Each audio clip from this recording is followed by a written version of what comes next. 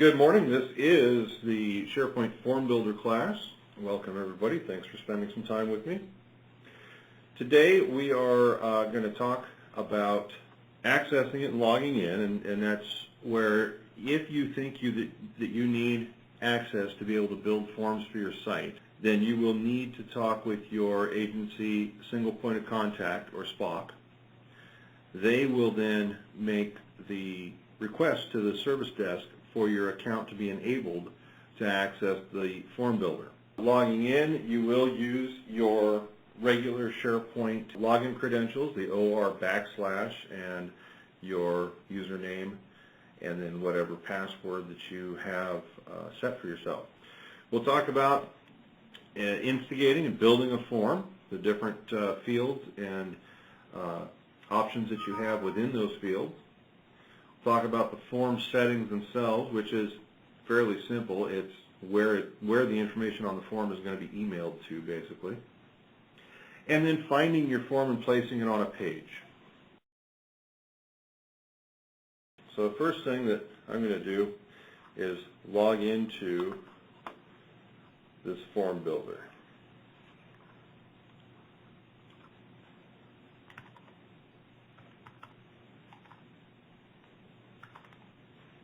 Here's the front page of the Form Builder tool. This is where you would have all of the forms that you have created. Certain permissions within the agency, like your agency SPOC, will be able to see all of the forms that have been created for your agency. As a normal user with normal permissions, you would see the forms that you have created, so that you have the ability to go back and edit them later if you need to change some field settings, if you need to change an email address for delivery, something like that. Your agency single point of contact will always have that ability for whatever forms have been created under the site. I've got a few test forms here, but for now we will look at creating a brand new form. And so I'll click this Create New Form button. Now the first thing that I like to do, you notice that we have an untitled form. Well, I don't like things to be untitled because then I forget to title them before I save them. And so I will title this as, and you can enter a description. For almost every field in the form, you have the option to enter a description. And then the submission confirmation message that your form is going to display once that submit button is pressed at the end. And so this is the first field, being the form title field, and so I'm going to save it. Now right now it's making very big notice that there is no fields in the form. A form with no fields is not a form, and so we have to have some kind of an entry that the general public, whoever's going to be viewing and filling out this form, can enter so that you can collect it. One thing to keep in mind is that the stuff that you're going to be collecting on these forms should not be any kind of secure or sensitive information. This form delivers via email, and that is not a secure communication channel. So be careful what you ask for, and certainly follow your agency and the state guidelines about what is and is not sensitive information. In some cases, a name and a birthday may not be sensitive information, but if you pair that along with say the last four of a social, then it becomes sensitive information, because with those three pieces of information somebody could intercept it and then go into some identity theft problems and endeavors to get into criminal activity.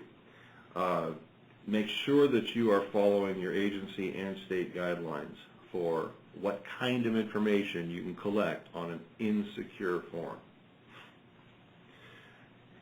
And so these fields kind of preset for certain kinds of information, and any of these fields you can change what kind of information. For instance, one of the first things that most forms ask for is a name, and so you've got a predefined name field here.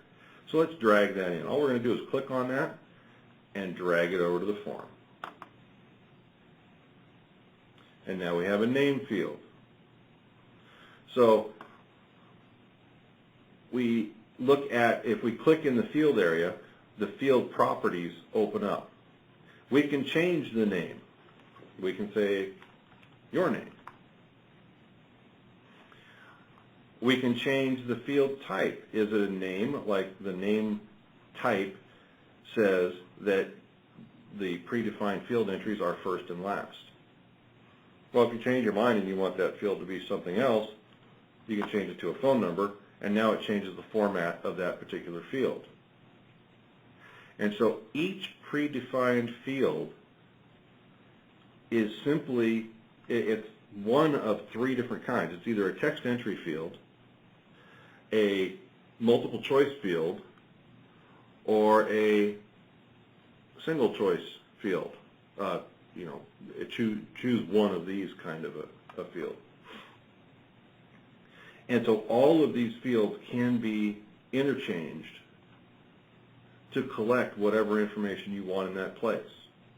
So just because you might order these things in such a way, name, let's say, address,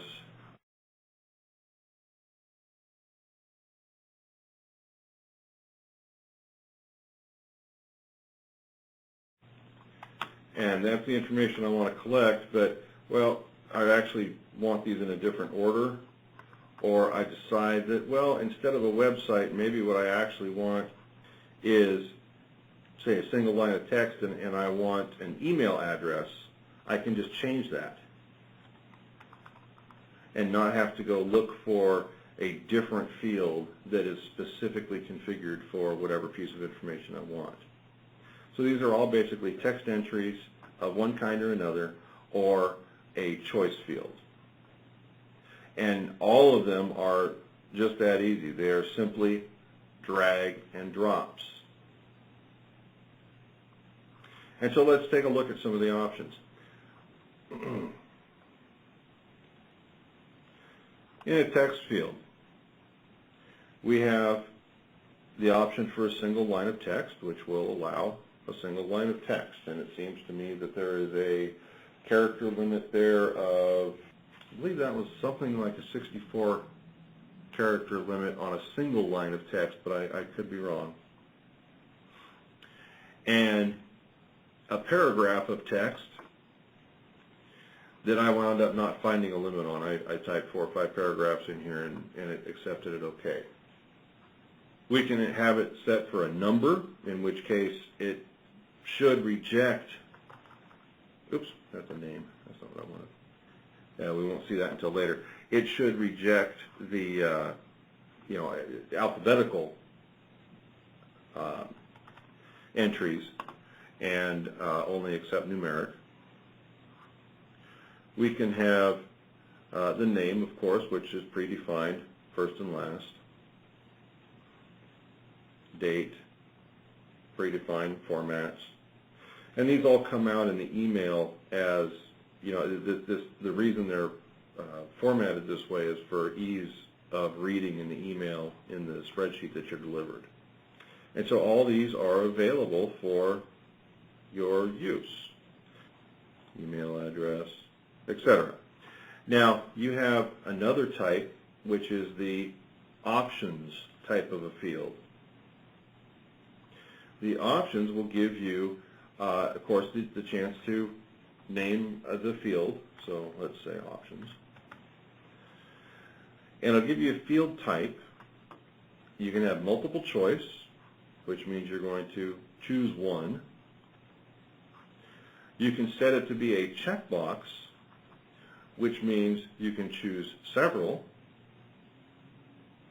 Or you can set it as a drop-down, in which case you set your options and the user has to click the drop arrow to open up for the other options to appear. This kind of a field is used many times in the state selection field of lots of different kinds of forms that we fill out online. And they'll have a drop menu, and there'll be all 50 state acronyms in there. That's this kind of a drop field. Your field size can be adjusted for what you need for a text length in there, so that you don't have, if you've got real short options like, say, state abbreviations, you don't have this big ape hanger space sitting out here that isn't really needed. It's just taking up space. You can customize that. And then we have a section break, which is simply kind of nice. This, if you have different types of information that you're collecting, you can have a section break. You can have it identified to say the information below should be of a professional nature. Oops. Only. To differentiate between, say, a home or a business address or contact information, any number of reasons that you may be able to come up with in your own agency's needs that you want to identify, okay, this section of the form is for purpose A and this section of the form is for purpose B.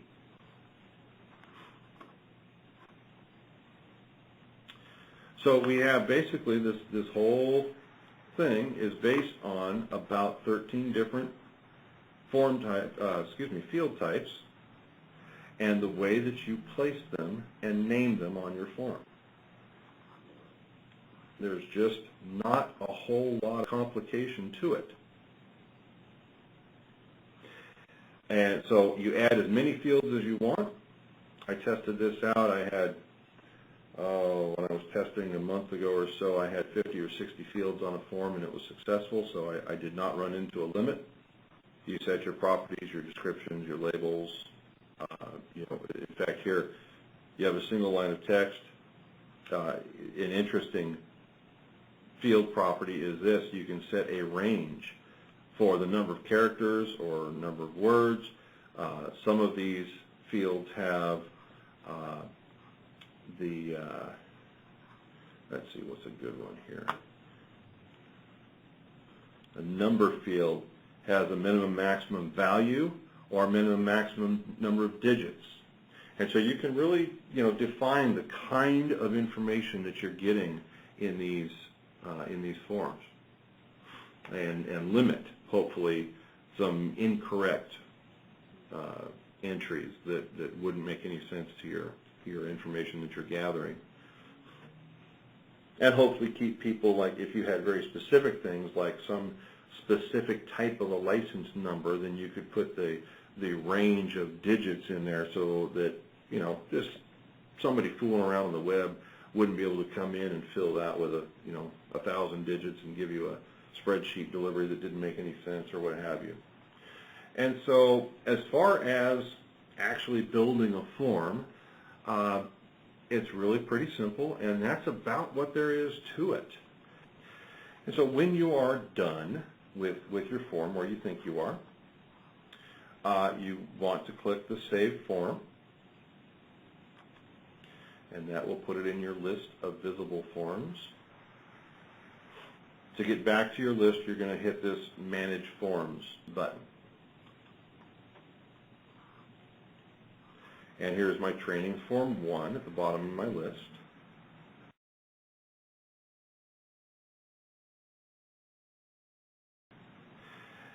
Before I leave the Form Builder tool, the thing that I absolutely want to do, if I have this information at this time, is to go over here to the email icon and click that so that I can identify who receives the submissions from this form.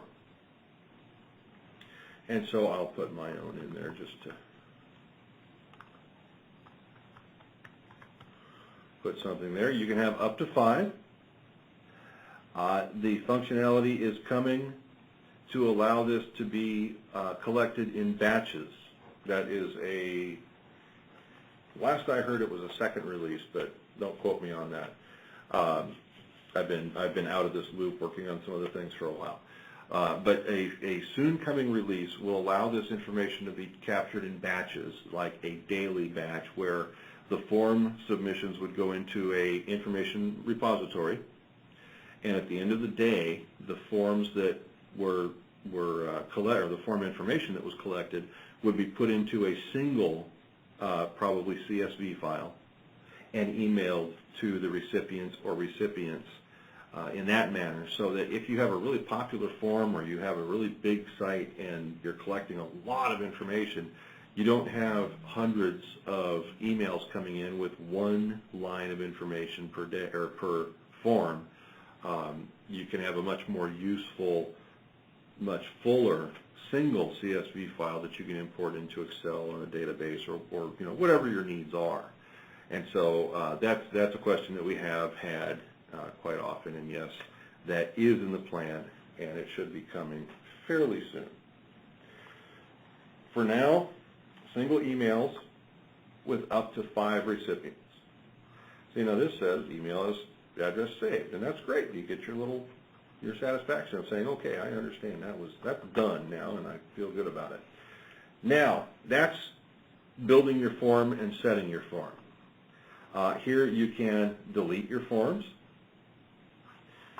You can edit your forms, go back and change something about the fields or the way the fields are formatted, maybe add one that you forgot or didn't realize that this piece of information will be really helpful, so you're going to go back and add it. You can view it. Here's your preview. So that's the way that form that we just built is going to look on the page. And again, to get back out, you would click Manage Forms. This brings you back to this console. And then, of course, what we just did was set in the email. That brings up that screen. So now we have a usable form that will deliver information to a valid email address. And now I can add this form into my page, like I say, anywhere that SharePoint will allow you to add a web part. And so I could get into the article content of the page, give myself a few lines of space here, and select Insert a Web Part. Or I can click Add a Web Part here. Now, there's nothing that keeps you from adding it in the left nav area or the right nav area. I would not recommend it. That would look really goofy to have a form in a predefined area of a site. And so I will recommend that your forms be put either in your rich content area, your top of the page web part area, or your bottom of the page web part area. And so let's add this one to the bottom content web parts. And we have our web part addition pane open up here. Where I'm going to go is the NIC Form Builder category, right there. And the only one that I have available in that category is the Form Viewer, so it makes it very easy. NIC Form Builder to Form Viewer. And then I click Add, and then SharePoint offers me a list of my forms. The one I just created is Training Form 1. And so I'm going to select that out of the list by clicking on it. Now SharePoint has inserted that form into this web part. If I said, oops, that's the wrong form, I can always use the web parts drop menu and delete the web part and start over again. It's only a few seconds of time that's wasted. It's not a big deal. There's no real overhead to deleting this web part and getting the right form in there. Yeah, if your names are a little confusing or something like that and you just, oops, that's the wrong one. If I save that page, now you notice in the web part you couldn't see the whole form. That really doesn't matter. The page will display your whole form. The web part is just a little window into what is being displayed there. And so if that's all I wanted on the page was just a form and the page title, it looks just fine. There's no content. There's nothing to take up space here. You can have content above or below, wherever you want it, but you don't need to. If you have a link to a form page and all you want there is a form, it winds up looking just fine. So that's as easy as it is to put a form on a page. Now let's look at when we try to submit one, and that's our address. So the form is filled out, and I click Submit. Submission has been saved. That verbiage can be changed by you. You can say whatever it is that you want it to say. And then let's see how quick this is. Once your form is actually saved, then of course normal web browsing takes over. They can go back and you might have a link here to your home page, or they can browse through the left nav, what have you. And so let's see how fast this happened here. We're looking now for the email that was generated by that form by clicking Submit. Input received, training form 1. You can set, if you do one at a time, you can always set a rule in your mail client to say that wherever this address comes from, or whatever the subject is, goes into this folder, and at the end of the day, or maybe twice a day, or whatever your schedule is, that you can go check that folder and bring in the information. And you see that you have a visual display of the form submission, and you also have this CSV that comes up, opens natively in Excel, and there's your information, all your columns. Each form field winds up being a column, and each entry is a row in that, or each form submitted would be a row in that column. That's pretty much the functionality right now. Like I say, soon we'll have the ability to collect in batches. The idea of the form information being sent to an automated web service that will parse this information and put it where it needs to go in a database has been brought up before. I don't know where that idea stands right now, but the idea has been brought up. That is Form Builder. And as was stated, if you have ideas or suggestions for enhancements, by all means, write to the service desk, egovhelp@state.or.us, or 503-378-2126, and they will be submitted to our technical team and figure out if they're viable or not. If you have specific form needs that are not covered by Form Builder, that require some logic or some kind of a web application to deal with the information, then again, ask the service desk, and we do create custom forms, but only if they're, if they need some logic to them. For simple forms, Form Builder is going to be your best bet. So I appreciate your time this morning. I hope it was informative and helpful. I hope you all have a great day.